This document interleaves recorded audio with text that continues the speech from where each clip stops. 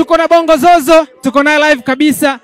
Huyu ni mtu ambaye anatangaza utalii wa Tanzania. Bongo Zozo, mambo vipi? Safi, hali yako? Uko vizuri? Salama kabisa. Karibu sana Tanzania. Asante sana. Wewe ni Mtanzania pia kwa sasa kwa sababu ni mtu ambaye umekaa kwa muda mrefu.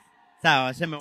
Tuelezee hichi kinachoendelea kwa sasa hivi. Tunajua wanawake kuelekea siku yao wamefika hapa katika hifadhi kuu ya Ngorongoro, na tunajua wewe ni mmoja wapo kati ya mtu ambaye unautangaza utalii mkubwa wa Tanzania. Unaonaje swala hili?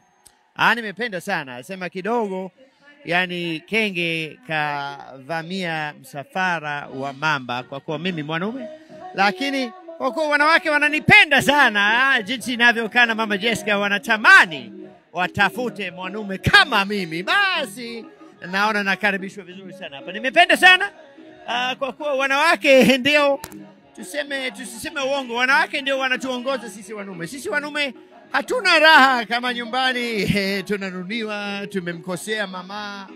Kwa hiyo ndio maana vizuri sana kunyanyua wanawake, hasa yani hata ukiangalia rais wetu Mheshimiwa Mama Samia Suluhu Hassan, naye ni mwanamke, anawakilisha wa Tanzania, lakini anawakilisha pia wanawake, hasa siku ya leo, siku kuu ya wanawake duniani. Kesho tunaelekea kilele cha siku ya wanawake duniani na tuko Ngorongoro, wanawake wote wamefika hapa. Mama Jessica yuko hapa?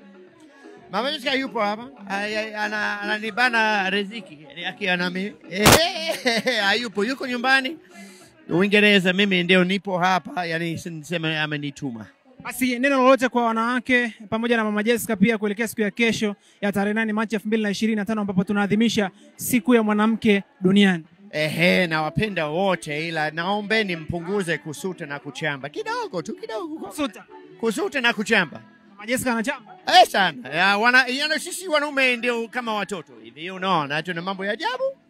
Kwa kuwa yani inapendeza sana wanavyotunyosha, tunawahitaji sana.